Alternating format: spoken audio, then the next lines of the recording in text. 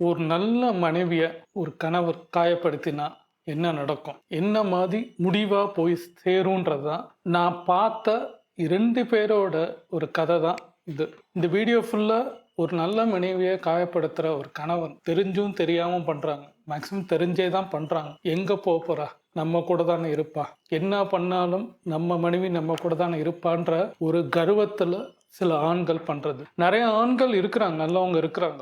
ஏன்னா என்னோட வீடியோ இந்த மனைவியை காயப்படுத்த பத்தி நான் போட்டிருந்தா நிறைய பெண்கள் பண்றதை பத்தி உங்களுக்கு தெரியாதான்னு கேட்குறாங்க. அவங்கள பத்தி பேசுங்கன்றாங்க. எனக்கு தெரியும் சில பெண்கள் இருக்கிறாங்க, என் கண்ணுக்கு நேராகவும் இருக்கிறாங்க, நானும் பார்த்துட்டு தான் இருக்கிறேன். ஆனா உலகம் ஃபுல்லா கல் தோன்றா மண் தோன்றா காலத்துல இருந்து பெண்ணை அடிமைப்படுத்துறது ஆண்கள் தான்றத நான் நம்புறேன், பார்த்துட்டு தான் இருக்கிறேன், இன்னமும் பார்க்குறேன். அது எங்க இருந்தாலும் பெண்களை எவ்வளோக்கு எவ்வளோ அசிங்கப்படுத்தணுமோ, தான் நல்லா இருக்கணும், தன்னோட கௌரவ இதாக்கணுன்றத பெண்ணை அடிமையாக்குறது. பல விஷயங்கள் அதை பேச முடியாத சூழ்நிலையில நான் சொல்லக்கூட முடியாது. ஏன்னா பல விஷயங்கள் இந்த சமுதாயத்தில் நடக்க தான் செய்யுது. பெண்ணை சுற்றி தான் நிறைய விஷயமே இருக்கு. இந்த நாட்டை இழந்ததும் போர் நடந்தது எல்லாமே பெண்களை மையப்படுத்தி தான். இது நீங்க என்ன கதை வேணா எடுத்து பாருங்க, எந்த வரலாறு எந்த கதையில போட்டிருந்தாலும் ஒரு பெண் கண்டிப்பா இருப்பாங்க. ஆனா எல்லாம் பெண்கள் தப்பானவங்க அப்படி இப்படின்னு சொல்லலாம். ஆனா உண்மையா சொல்றேன், நல்ல ஒரு ஒரு கணவனுக்கு ஒரு பொக்கிஷத்தை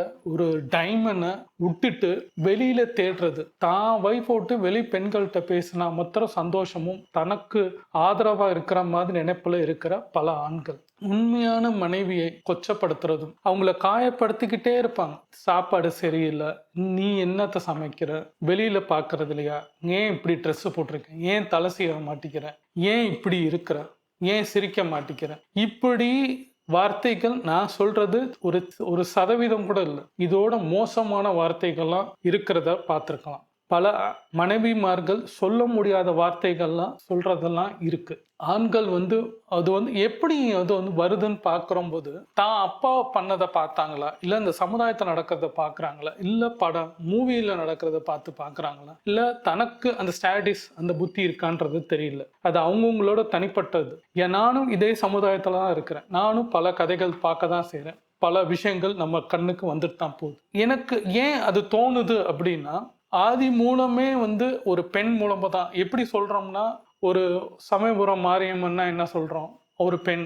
ஒரு வேளாங்கண்ணி மாதா சொல்றோம். இப்படி எதை எடுத்தீங்கனாலும் பெண்கள். ஒரு வீட்டில் ஒரு சாமி கும்பிட்றோம், குலசாமி கும்பிட்றோம்னா ஒரு பெண் வச்சு பண்றது, அந்த பெண்ணுக்கு படையல் வைக்கிறது, நம்ம வீட்டில் முன்னோருன்றது அந்த பெண்ணு அப்படின்னு சொல்லி பல வீட்டில் அங்கே கோயில் சாமியில் இருக்க ஒரு பெண் இருக்கும். ஆதி காலத்திலேருந்து அது ஒரு விஷயம் இருக்கும்போது அதை மூடி மறைச்சு சில விஷயங்கள்லாம் ஆண் ஆதிக்கத்தில் சில விஷயங்கள் மறைக்கப்படுது. இதை பார்த்து தான் சில பேர் இப்படி இருக்காங்களோன்றது எனக்கு ஒரு சந்தேகமாக தான் இருக்கு.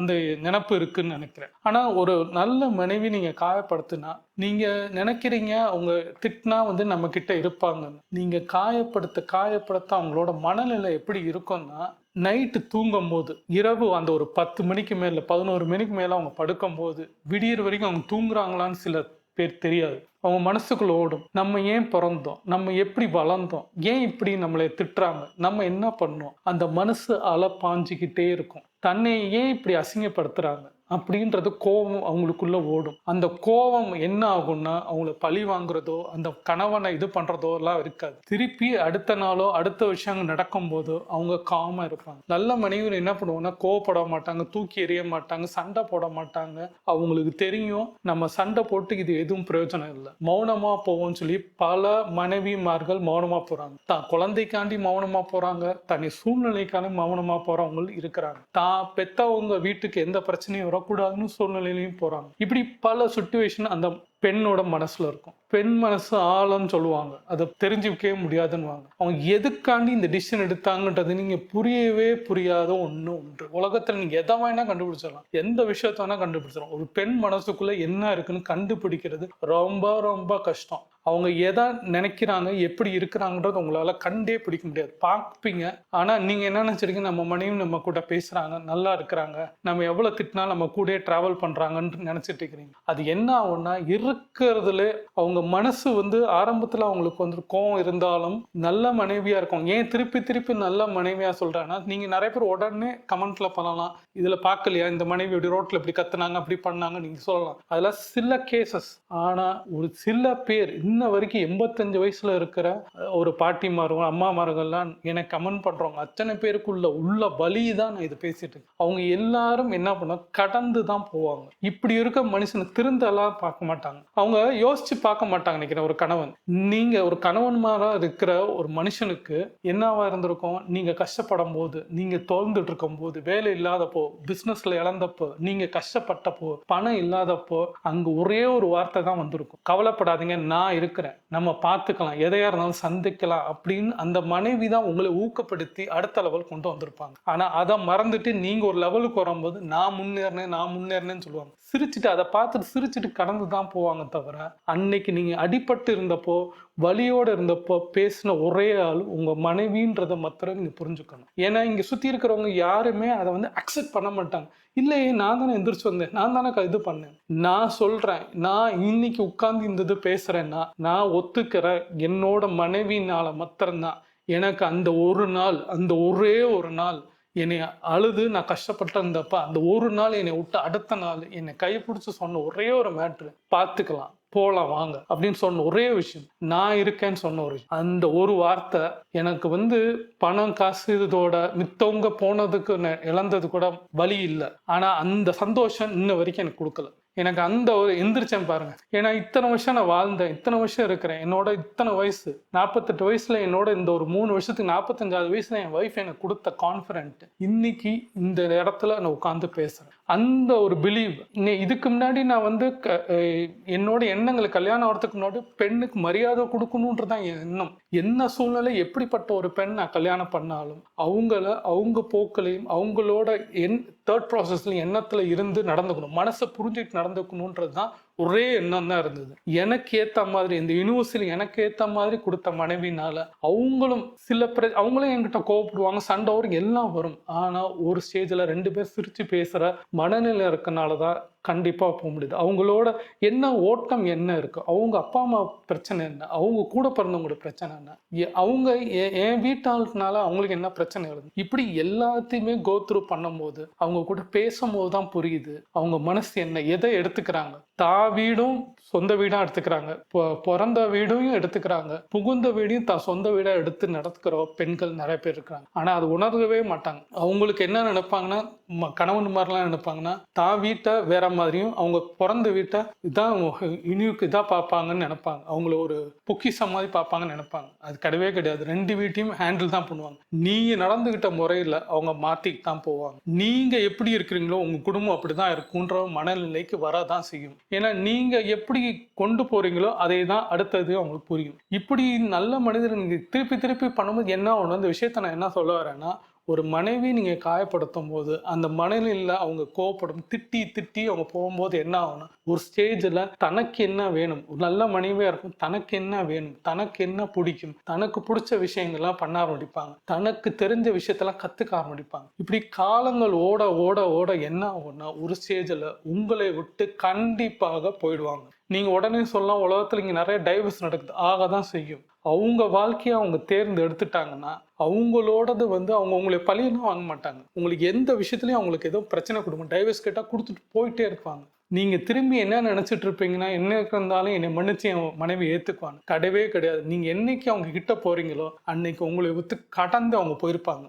தூரமா இருப்பாங்க, பக்கத்துல அடுத்த தெருவில் கூட இருக்கலாம், மாடி வீட்டில் கூட இருக்கலாம். ஆனா உங்க மனசளவுல அவங்க பல மைல் பல தூரத்துக்கு அவங்க போய் நிற்கும் போது உங்களால கிட்ட கூட நெருங்க முடியாது. அவங்க டெவலப்மெண்ட் பண்ணுவாங்க. அவங்க விஷயத்துல அவங்க என்ன ஸ்டேஜ்ல வேணா இருக்கலாம், காசு பணம் இல்லாம இருக்கலாம். ஆனா அவங்க மனசு ரொம்ப தெளிவா சந்தோஷமா உங்களை தூக்கி விட்ட அதே மனைவி, நீங்க கஷ்டப்பட்டிருக்கும் போது அழுதுட்டு இருக்கும் நின்ன மனைவி, நீங்க திரும்பி வந்தாலும் ஏற்றுக்கொள்ளாத மனநிலை இருக்கும். அதுக்கு உதாரணமா சொல்லணும்னா, ஏன் கூட பிறந்த ட்வின்ஸ், இதை பத்தி நான் இன்னொரு வீடியோல நான் பேசியிருந்தாலும் இப்ப திருப்பி சொல்றேன். அந்த ட்வின்ஸா இருக்கிற அந்த அவன் வந்து என்ன பண்ணிருக்கான், அவன் சொல்றதுக்கு இதா இருக்கு, அவன் டைவர்ஸ் அவனே அப்ளை பண்ணி இன்னைக்கு அவன் மனைவி வந்து பேசும்போது, அது எனக்கு வந்து மாமான்னு என்னை கூப்பிட்டு பேசினாலும் எனக்கு அது ஒரு பொண், அது ஃபர்ஸ்ட் ஒரு பெண்ணா பாக்குறேன். என் வீட்டுல இருக்கிற இருக்கிற என் வீட்டில் என் மனைவியை எப்படி நான் ஒரு குலதெய்வமா பார்க்குறேன். ஏன்னா எல்லாருமே சொல்றது ஒரு பெண்.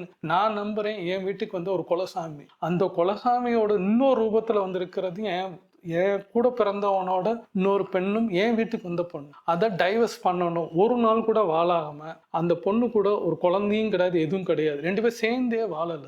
அதை நீங்க புரிஞ்சுக்கோங்க. சேர்ந்தே வாழாத அவங்களுக்குள்ள நடந்த ஒரு ப்ராப்ளம் கிரியேட் பண்ணது இவன் தான், அந்த பொண்ணு கிடையாது. அந்த பொண்ணு ஒரே ஒரு வார்த்தை தான் சொல்லுது, நான் சாமியார போறேன் அது போறேன்றான். ஆனா அவனுக்கு சொத்து பொத்து எல்லாமே வந்தாலும் அந்த பொண்ணு ஒரே வார்த்தை தான் ஆரம்பத்தில் சொன்ன. ஒரு வருஷத்துக்கு முன்னாடி சொன்ன ஒரு விஷயம் என்னன்னா, அவர் கோயில்ல போய் சாமியாரா போறாரு அப்படின்னா, அவர் போறாருன்னா நான் பின்னாடியே கூட்டுறேன். அவர் என்ன பண்றாரோ அடுத்தடுத்த வேலையை நான் பண்றேன், நான் போறேன் மாமா அப்படின்னு சொன்ன பொண்ணு இப்ப லாஸ்ட் வீக்ல எனக்கு கால் பண்ணி சொன்னது, நடக்கிறது நடக்கட்டும், போறதை போட்டு நான் கடந்து போயிட்டு அவர் என்ன வேணா பண்ணட்டும், என்னைக்கு டைவர்ஸோ அது கோர்ட் கொடுக்குதோ கொடுக்கட்டும், நான் கடந்து போயிட்டேன். ஆனா அந்த பொண்ணோட வாழ்க்கையில அவங்க அப்பா அம்மா இறந்துட்டாங்க. கூட பிறந்த தம்பிக்கு இன்னும் கல்யாணம் ஆகல. அந்த வீட்டுல இருந்த சொத்தை வித்து தான் கல்யாணமே பண்ணிருக்காங்க. ஒரு 8 ஏக்கர் திருவள்ளூர் டிஸ்ட்ரிக்ட்ல இருந்து ஒரு 8 ஏக்கர் ஒரு மாந்தோப்பு எல்லாத்தையும் வித்து பண்ணவங்க. இன்னைக்கு கையில காசு கிடையாது. இவங்க காசு கொடுக்குறேனாலும் காசு வேண்டான்னு அந்த பொண்ணு நிக்குது. டைவர்ஸ் கோர்ட் கொடுக்கட்டும் அப்படின்றத மாதிரி அந்த மனநிலையில போயிடுது, கடந்து போயிட்டு இருக்கு. இப்ப அவனால திரும்பி வந்து போனாலும் அந்த பொண்ணு ஏத்துக்கிற மனநிலையில இல்லை. இது மாதிரி ஒரு சின்ன என் வீட்டுல நடந்த ஒரு இன்சிடென்ட். ஒரு நல்ல மனைவியை இழந்த ஒரு கணவன் இருக்கதான் செய்யறாங்க. நானே கண்ணுக்கு நேரா பாக்குறேன். அப்போ இது மாதிரி உலகத்துல பல இடத்துல இருக்கதான் செய்யறாங்க. ஏத்துக்கவே மாட்டேங்கிறாங்க. எல்லாரும் வந்து டைமண்டை தேடுறேன்னு சொல்லிட்டு கூழாங்குளை தேடிக்கிட்டே இருக்காங்கன்னு சொல்லுவாங்க. கூழாங்குளை தேடி தேடி அதை சேர்த்து வச்சுக்கிட்டே இருப்பாங்க. கல்லை சேர்த்து வச்சு ஒன்றும் ஆக போறது. டைமண்டை விட்டுறது, மனைவியை விட்டுறது, இந்த பிரச்சனை எல்லாத்தையும் விட்டுறது. இவங்களுக்காண்டி அவங்களுக்காண்டி அப்பா அம்மாக்காண்டி கூட பிறந்தவங்களுக்காண்டி சுத்தி இருக்கிறவங்களுக்கு சொந்த பந்தத்துக்காண்டி பணத்துக்காண்டி இப்படி மனைவியை விட்டுறது. ஆனா இன்னொரு பெண் கிட்ட பேசும்போது மாத்திரம் சந்தோஷம் அடைகிறது. எப்படிதான் ஆண்கள் மனசு வருதுன்னு எனக்கு தெரியல. பெண்ணை காயப்படுத்தினா இந்த ஜென்மத்துல எந்த ஜென்மத்திலையும் மனிதனா பிறக்கிறதுக்கு வாய்ப்பே கிடையாது. ஆண்டவன் கொடுக்க மாட்டான். இந்த யூனிவர்சல் பார்த்துக்கிட்டே இருக்கு. நீ என்ன பண்றியோ அப்படியே ரிவர்ஸ் உனக்கு ஆகதான் செய்யும். அப்படியே கண்ணாடி போல உன் வாழ்க்கை உனக்கு கஷ்டமாகும்ன்றது உனக்கு தோன்றப்ப அந்த பொண்ணு உன்கிட்ட இருக்க மாட்டாங்க. ஏன்னா அன்னைக்குதான் தண்டனை. அந்த பொண்ணு கொடுக்க தண்டனை என்ன, சைலண்டா போறதுதான். இந்த பொண்ணு இப்ப நான் சொன்ன அந்த பொண்ணு என் பிரதரோட ஒய்ஃப் என்ன சொல்றாங்கன்னா, மாமா நடக்கிறது நடக்கட்டும், வாழ்க்கைய நான் கடந்து போறேன், இனிமே என் வாழ்க்கை வேற மாதிரி அப்படின்ற மாதிரி போயிட்டாங்க. அடுத்த கல்யாணம்னா நான் பண்ண மாட்டேன், நான் இது வாழ்றேன், உதாரணமா இருப்பேன்ற அந்த பொண்ணு அவ்வளோ கான்ஃபிடென்ட்ல உள்ள போறாங்க. அன்னைக்கு அழுதாங்க, இன்னைக்கு வந்து தெளிவா இருக்கிறாங்க. இது மாதிரிதான் நல்ல மனைவி இழந்ததுக்கு அப்புறம் அவங்க திருப்பி எவ்வளவு கெஞ்சினாலும் அந்த பெண் மனசு மாறாது. ஒரு தடவை உங்ககிட்ட ஸ்ட்ராங்கா இருப்பாங்க. ஏன்னா ஆரம்பத்துல நீங்க நல்லா பேசியிருப்பீங்க, நல்லா பழகிருப்பீங்க, அந்த கல்யாணம் ஆன புதுசுல எல்லாமே சொல்லியிருப்பீங்க. ஆனா ஒரு ஸ்டேஜ்ல உங்களோட சுயரூபம் தெரியும் போது அதையும் மன்னிச்சுக்கிட்டு பரவாயில்ல, நம்ம கணவர் தானே, நம்ம பணவர் தானே, நம்மளுக்காண்டி பண்ணுவோம், நம்ம குழந்தைக்காண்டி பண்ணுவோம், இப்படிலாம் வாழ்ந்தவங்க பல பேர் இருப்பாங்க. போக போக உங்களோட அட்டூழியம் ரொம்ப ஜாஸ்தியா இருக்கும். எவ்வளவுதான் அடிச்சாலும் தாங்குற, வடிவேல் சொல்ற மாதிரி எவ்வளவு அடிச்சாலும் தாங்குறான் அப்படின்ற மாதிரி மனைவி அடிக்க வார்த்தையால, கையால் அடிக்கிறது இல்லை, வார்த்தையாலையும் நீங்க அடிக்கிறது கூட காயம்பட்டு அதை பேண்டேஜ் போட்டு சரியாயிரும். ஆனா வார்த்தை மனசுக்குள்ள அந்த காயப்படுத்த அந்த ரொட்டீன் ஆகிட்டே இருக்கும் அவங்களுக்குள்ள. ஏன்னா அவங்க லைஃப்ல வந்து வீட்டு வேலையை பார்த்துட்டு அவங்க உட்கார்ந்துருக்கும் தனிமையில இருக்கும் போது நீங்க சொன்ன ஒரு சொல், ஒரே ஒரு சொல், நீ எதுக்கு இருக்கிற, நீ என்னத்த சாப்பாடு பண்ண, நீ எல்லாம் எனக்கு தேவையா, நீ எல்லாம் என்னோட இதுக்கு வருவியா, அப்படி இப்படின்னு சொல்ற வார்த்தை போது அந்த பொண்ணு சிரிச்சுக்கிட்டு மனசுக்குள்ள அழுதுகிட்டே அவங்க போகும்போது தான் அந்த வலி, அந்த காயம், இதே அந்த காயத்துல அந்த பொண்ணு எடுக்கிற டிசிஷன். சில பேர் தப்பான டிசிஷன் போவாங்க. நல்ல மனைவியா இருக்கிறவங்க என்ன பண்ணுவாங்க, காமா இருந்துட்டு சைலண்டா இருந்துட்டு தண்ணியை செதுக்கிட்டு இந்த இடத்த விட்டு போறவங்க பல பேர் இருக்கிறாங்க. அது நீங்க நினைக்கிற மாதிரி கிடையாதுங்க. சில பேர்லாம் எதுக்குங்க 50 வயசுக்கு மேல டைவர்ஸ் வாங்குறாங்க, 80 வயசுக்கு மேல ஏன் டைவர்ஸ் கேட்கறாங்கன்றத யோசிச்சு பாத்தீங்கன்னா, அவங்க இத்தனை நாள்ல ஒரு ஜெயில இருந்து அடிமையா இருந்தவங்க இன்னையிலேருந்தாவது நான் இன்னும் வாழும் ஒரு காலத்திலேயாவது நான் நல்லபடியா இருக்கும்னு நினைக்கிற பல பெண்கள் இன்னும் இருக்கிறாங்க. பல பேர் வந்து தூக்கி எறிஞ்சிட்டு அவங்க வாழ்க்கையை துணையை வாழ்றாங்க. நீங்க வெளியில இருந்து பார்த்து சொல்லலாம், அவங்க எய்த்து வீட்டுல இருக்கவங்க டைவர்ஸ் வாங்கிட்டாங்க, அவங்க கணவனை தூக்கி எறிஞ்சிட்டாங்க, அவங்க பெயின் என்ன நீங்க பேசி பார்த்திருக்கீங்களா? ஒருத்தவங்க வாழ்க்கையை இழந்தவங்ககிட்ட உட்கார்ந்து பேசிங்கன்னா தான் தெரியும். நீங்க என்ன, நான் எல்லாரும் என்ன நினைப்பாங்கன்னா, ஒரு சைட் பார்த்துட்டு இன்னொரு சைடு இப்ப பிரச்சனை இருக்காதா எல்லாம் கேட்பீங்க. 2 சைடு முடிஞ்சா 2 சைடும் கேட்டு பாருங்க. ஒரு பெண் வந்து ஒரு நல்ல மணியா இருக்குன்னு பொய் சொல்ல மாட்டாங்க. தானும் தப்பு பண்ணேன், அவங்களும் தப்பு பண்ணாங்க, சில விஷயம் புரிஞ்சுக்கல, நான் சைலண்டா பண்ணேன், டைவர்ஸ் ஆயிடுச்சு. இப்பெல்லாம் நிறைய இடத்துல நடக்கும்போது சில பெண்கள் பேசுவாங்க. நீங்க பேசிதான் பாருங்களேன். உங்க சொந்த பந்தத்துல இருக்கிற ஒரு பெண்ணிட்ட பேசி பாருங்களேன். உங்க எய்த்து விட தெரிஞ்சவங்ககிட்ட பேசி பாருங்களேன். யாராவது ஒருத்தவங்க தெரியாத ஒரு மனிதர்கிட்ட பேசினீங்கன்னா அவங்க வலி என்னன்னு சொல்லுவாங்க. அவங்க பேசின அந்த கணவன் என்னைக்கோ பேசின வார்த்தை இன்னும் இருக்கும். சில பேர்லாம் வந்து சந்தோஷமா பேசின வார்த்தையும் இன்னைக்கு சொல்லுவாங்க,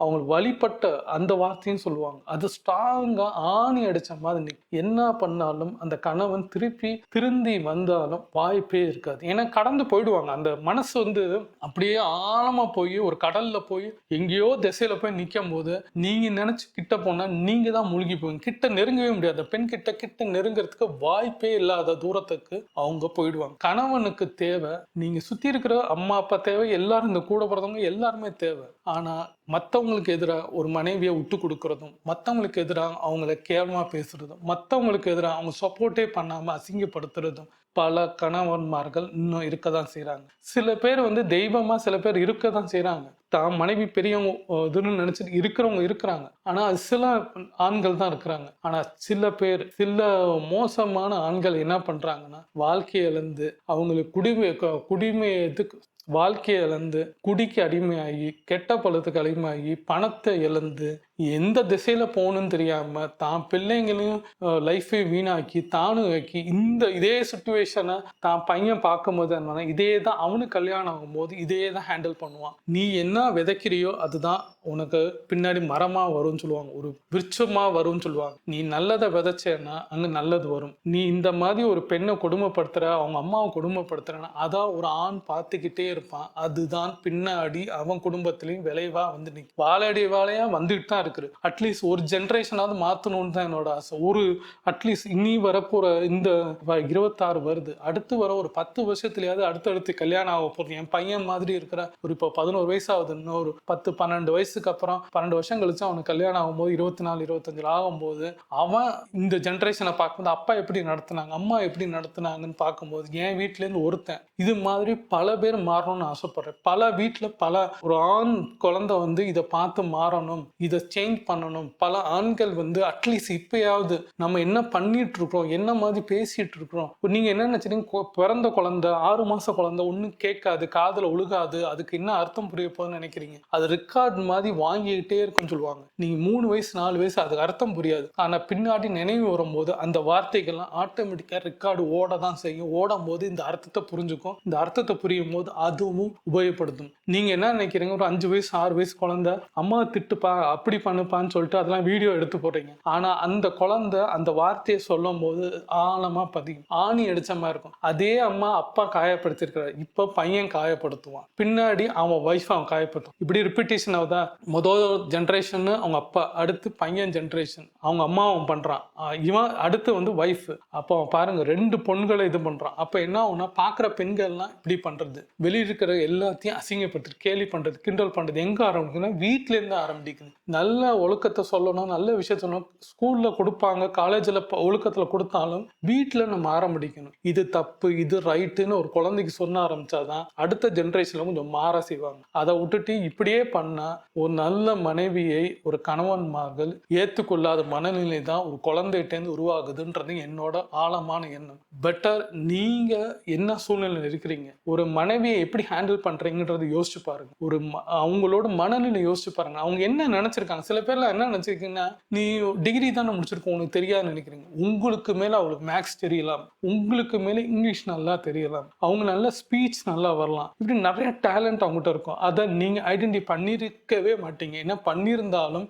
அது ஏற்றுக்கிற மனநிலை பல ஆண்கள்கிட்ட கிடையாது. தான் மனைவிக்கு நம்மளோட ஒரு நல்ல விஷயத்துல இருக்கு, தனக்கு இங்கிலீஷ் பேச தெரியல அவளுக்கு தெரியுதுன்னா ஏத்துக்கிற மனநிலை ஆண்களுக்கு கிடையவே கிடையாது. இது இப்ப இருக்கிற ஜென்ரேஷன் வேணா இருக்கலாம், ஆனா இதுக்கு முன்னாடி ஜென்ரேஷன் இருக்கிறவங்க அத்தனை பேத்துக்கும் அவளை மட்டம் தட்டியே அதுக்காண்டி தான் வைப்பாங்க. அவளுக்கு ஒன்றும் தெரியாது, இதுதான் தெரியாது. தெரியாத விஷயத்த எடுத்து பெருசா பேசுறது, எல்லா விஷயத்தையும் எல்லாருக்கும் தெரியணும்னு அவசியம் கிடையாது. எனக்கு நிறைய விஷயம் தெரியவே தெரியாது. ஸ்பிரிச்சுவலா இருக்கிற விஷயங்கள் எனக்கு சில விஷயங்கள் எனக்கு தெரியாது. இப்போ ஆடி அமாவாசை அப்படி இப்படின்லாம் நிறைய நிறைய அந்த இதெல்லாம் இருக்குன்னு சொல்லுவாங்க. அதை பத்திலாம் இந்த சில பேர்ல நேத்து கூட ஒருத்தர் கேட்டார், எனக்கு தெரியாதுன்னு என்னங்க சொல்றீங்க? தெரியாதுங்க, தெரியாதுன்னு சொல்ல முடியும் அப்படின்னு நான் சொல்றேன். அதே மாதிரி ஒத்துக்கிற மனநிலை ஆண்கள் இருக்கணும்ன்றேன். அது பெண்களை வந்து அவங்களுக்கு தெரியலன்னா சொல்லிக் கொடுங்க. பல பேர் டெக்னாலஜி தெரியாது, சொல்லிக் கொடுங்க. இப்போ வந்து ஜஸ்ட் நீங்க ஒரு சாட் ஜிபிடியை பத்தி அவங்க ஒன்று சொன்னீங்கன்னா அவங்க ஈஸியா அடுத்த எல்லாத்தையுமே கத்துக்கிற மாதிரி அவங்க போயிடுவாங்க. ஏன் அவங்க குக்கிங்கே நிறைய டெவலப்மெண்ட் வரும். ஏன் அவங்க எப்படி மாத்திக்கலான்றது அதுல எல்லாமே அதை ஆன்சர் பண்ணும். உங்களுக்கு பதிலாக அதை ஆன்சர் சொல்ல ரெடியா இருக்கு ஏஐ டூல். அதை சொல்லி கொடுங்களேன். இப்ப இருக்க ட்ரெண்ட் என்னன்னு சொல்லி கொடுங்களேன். அவங்க வளரும் போது நீங்களும் வளருவீங்க. ஒரு குடும்பம் வளர்றதுக்கு முக்கியமான ஆலமரமா இருக்கிறது அந்த பெண். அந்த பெண் வளர்ந்தா மாத்திரம்தான் விருட்சமாகும். அந்த விருட்சமானதான் உங்களுக்கு காய் பழம் உங்களை அடுத்த ஜென்ரேஷன் நல்லபடியா இருக்கும். இந்த கருமா டிராவல் ஆகும். அடுத்த ஒரு ஜென்ரேஷனா போறதுக்கு வாய்ப்புகள். நீங்க என்ன பண்றீங்க? நான் இன்னைக்கு பேசுறேன்னா எங்க அப்பா அம்மா என்ன பண்ணாங்க, அதுக்கு முன்னாடி ஜென்ரேஷன் என்ன பண்ணாங்கன்றது அந்த கருமாவை நான் அக்செப்ட் பண்றேன். அதனாலதான் கருமா கிளப்ன்றதே நான் போட்டிருக்க காரணமே ஜென்ரேஷனா சில விஷயங்கள் ஏதோ நடந்துட்டு இருக்கு. அந்த தான் நான் பாஸ் அவுட் பண்ணணும்னு நினைக்கிறேன். அதுதான் என்னோட வேலை. ஒரு பெண்ணை அடிமைப்படுத்தி வாழ்ந்ததான் எவ்வளவு சரித்திரம் கிடையாது. அழிந்து தான் போவான். எந்த விஷயம் இருந்தாலும், பாகுபலியா இருந்தாலும் சரி, நீங்க எந்த ஸ்டோரி எடுத்தாலும் சரி, பொன்னியின் செல்வன் எதை எடுத்தாலும் அங்க அழிஞ்சு போறது ஒரு ஆண் தான். ஒரு பெண்ணை வந்து அதுல ஸ்டோரி எப்படி வேணா ட்விஸ்ட் இருக்கலாம். ஆனா அங்க வந்து அந்த பெண்ணை மனநிலையை மாத்தினது காரணமே அங்க இருக்கிற ஒரு ஆணா தான் இருக்கும். தப்பான வழியில கொண்டு போனது அந்த ஆணா தான் இருக்கும். பேசி கொண்டு போனது அங்க ஒரு ஆணா தான் இருக்கும். அந்த பெண்ணை இது வேண்டாம் இப்படி வேணான்னு அடுத்தடுத்ததெல்லாம் போனோம். உங்களுக்கு ஆன்சர் உங்களுக்கு உடனே கேட்கும். உடனே உங்களை குற்றம் சொன்னா நீங்க டக்குன்னு வந்து அந்த பெண்ணை பத்தி உங்களுக்கு தெரியாது, பெண்களை பத்தி உங்களுக்கு தெரியாதான்னு கேட்குறீங்க. பெண்கள் சில பேர் இருக்கதான் செய்வாங்க. அது சில பெர்சன்டேஜுக்குள்ள முடிஞ்சு ரொம்ப 10% கீழே தான் இருக்கும். நீங்க சொல்ற மாதிரி பெண்கள் மோசமானவங்க. ஆனா 95% வந்து என்னை கேட்டா பெண்கள் பாதிக்கப்பட்டு இன்னும் இருக்கிறாங்க, இன்னும் ஆவாங்க. இங்க மாத்திரம் இல்ல, உலகம் ஃபுல்லா பல இடத்துல வளர்ந்த நாடா இருந்தாலும் சரி, அமெரிக்கா இருந்தாலும் சரி, எந்த ஏசியன் கண்ட்ரியா இருந்தாலும் சரி, யூரோப்பா இருந்தாலும் அங்க பாதிக்கப்படுறது பெண்கள். நம்மளுக்கு தெரியல, நம்மளுக்கு பார்க்கலன்றதுக்காண்டி நீங்க ஒத்துக்காம போகாதீங்க. ஏன்னா நீங்க வந்து அதை ஏத்துக்கவே மாட்டேங்கிறீங்க. எல்லாத்துக்குமே நம்ம தான் காரணம். அது கர்வம்.